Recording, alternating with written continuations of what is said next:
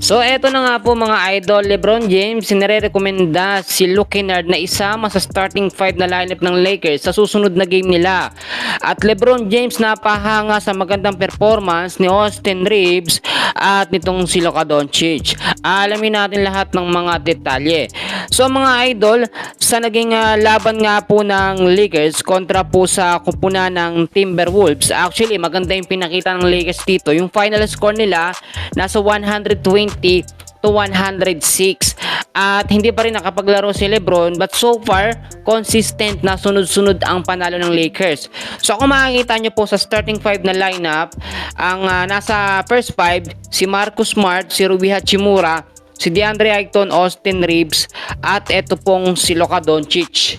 Ang sinasabi natin dito, nagfi-fit na yung mga player po na ito sa starting 5 sa isa't isa, o yung sinasabi natin na chemistry ay nabubuo na po ng maayos. At napansin din natin, stable na rin na ginagamit ngayon. Eto nga pong si DeAndre Ayton.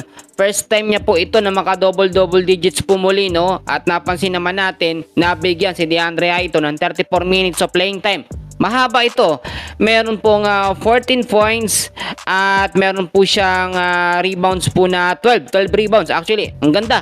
Maganda ang pinapakita nitong si DeAndre Ayton na tila nagpapakitang gilis po siya dito kay JJ Redick. Sa pagkakataong ito, si LeBron James po napahanga sa pinakita ni Austin Reeves at nitong si Luka Doncic. Pero ito yung nakuha nating update. Yung isang player ng Lakers, no, siguro kilala nyo naman yung lagi kong minimension, si Luke Kennard, ay pinopropose po, no, ng Lakers team at ni LeBron James na isama sa starting 5 na lineup ni Coach JJ Redick. So pag sinabi kasi natin na isasama sa starting 5, dapat may papalitan. So kung titignan nyo naman sa starting 5 na lineup ni Coach JJ Redick, si Marcus Smart po yung kadalasan po na mababang scoring.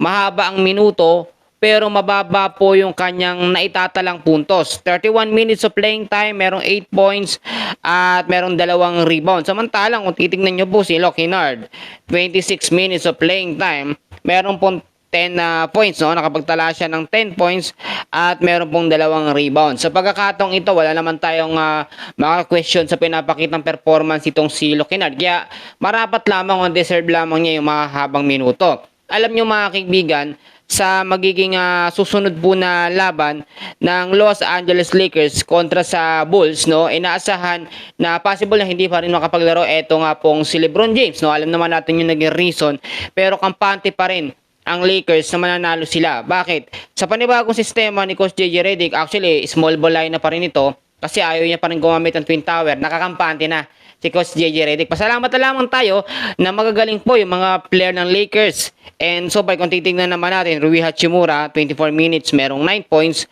Si Austin Reeves, 38 minutes of playing time, merong 31 points. Si Luka, 35 minutes, merong 31 points po. At so far, maganda ang ganitong sistema ng Lakers. And hopefully, magtuloy-tuloy po ito hanggang sa next game nila. Yan muna ang update natin.